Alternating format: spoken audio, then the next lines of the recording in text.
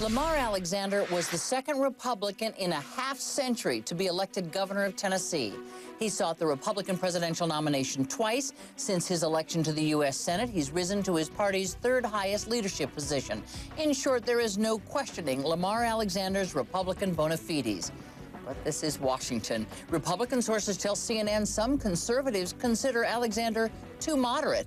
And that's at least partly why he's giving up his leadership post, they say, early next year and not seeking the #2 spot. Senator Alexander is with us now. Senator, let me give you a chance to answer those Republican sources who say, quite frankly, in this new age of the Tea Party and conservative Republicans, you're just too moderate. Thanks, Candy. Good to be with you. That didn't have anything to do with my own decision, and I doubt it is the feeling of the Republican senators. They've already elected me 3 times to be the chairman of the Senate Republican Conference. My reason for stepping down after 4 years as chairman of the conference is very simple. I wanted to spend my time working on the issues I care about and try to get some results here. There are a lot of different ways to be in the leadership in the Senate. I'm standing in the Russell office building, named for a very famous United States Senator, Richard Russell from Georgia. He was never an elected leader in the Senate, but he was a great leader. One of the things that you said in your letter to Senate Republicans caught my eye, and I just want to show it to our viewers. I want to do more to make the Senate a more effective institution so that it can deal better with serious issues. If you can't help make the Senate a more effective institution to deal with serious issues in the leadership, what does that tell you about the U.S. Senate right now? Well, it says it's a very unusual place. It's a place that operates by unanimous consent. I'll give you an example of what I could do. Shortly after I came to the Senate in 2004 or 5, I suggested what became the Gang of 14. And that created an environment in which the 2 leaders could actually avoid blowing up the Senate with a nuclear option. President Bush got his judges confirmed. So those in the Senate who are willing to be good Republicans and good Democrats and still work for results can make the Senate work in a more effective way. Do you have any hope that there's going to be any kind of mega deals on any subject between the Republicans and the Democrats between now and November 2012? Well, I surely hope so. 1, we passed the patent bill. That's an important part of creating a jobs environment. 2, we've passed extensions in highways and in airports. 3, we could ratify 3 very important trade agreements that would permit farmers and manufacturers to sell their goods overseas if the president would just send them to us. 4,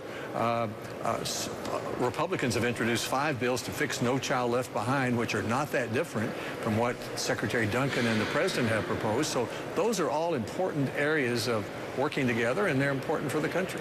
Senator, what do you make of the fact that the president's jobs bill is not going to be taken up by the Senate until after the recess? The president, as you know, many times when he gave his address to the joint session of Congress said, pass this bill now, pass this bill now. There was great urgency about it. It doesn't strike most Americans as very urgent that you all would go off on a recess and not begin to take up this jobs bill. Why is that, do you think? Well, first, the president didn't send it to us until a few days ago. And then the person who decides when a jobs bill comes up is the Democratic majority leader. And he decided to play this political game to try to make people believe that there wasn't going to be disaster funding when there certainly is. He could have brought it up anytime he wants to. He could bring it up today if he wanted to. And let me turn you to one other subject that kind of goes into the campaign trail. You were critical of Texas Governor Rick Perry for saying that the president has been appeasing the Palestinian Authority in his approach to negotiations between the Palestinians and Israel. You criticized the timing of that. He gave a speech just as the president was beginning to open a day where he was speaking to the UN, where he has top-level meetings to try to avoid a diplomatic crisis in the UN between the Palestinians and Israel. But your quibble with his timing, does that go to the substance of what Governor Perry said? Do you believe the president has had a policy of appeasement to the Palestinian Authority? Yeah, I think a lot of Governor Perry. In fact, I gave him a pat on the back, and I was asked that question this morning on your network, and I said I thought that press conference might be something he wouldn't do over again in a young campaign that's only 40 days old. Second, I pat him on the back because in the debate last week, I admired him for sticking up for his immigration position, even though that was an unpopular position with the audience where he was speaking. I think people are looking for a president who has views and who sticks to those views. So I think Governor Romney, Governor Perry, Governor Huntsman are all terrific candidates. I think we've got a chance to elect a real executive leader, and I was trying to give him an example of where he might think twice on one issue, and second, where I thought he did a pretty darn good job. But let me ask you directly, do you think that President Obama has put forward a policy of appeasement to the Palestinian Authority when it comes to negotiations? I'm not going to say that, no. Okay. Senator Lamar Alexander, thank you so much for your time.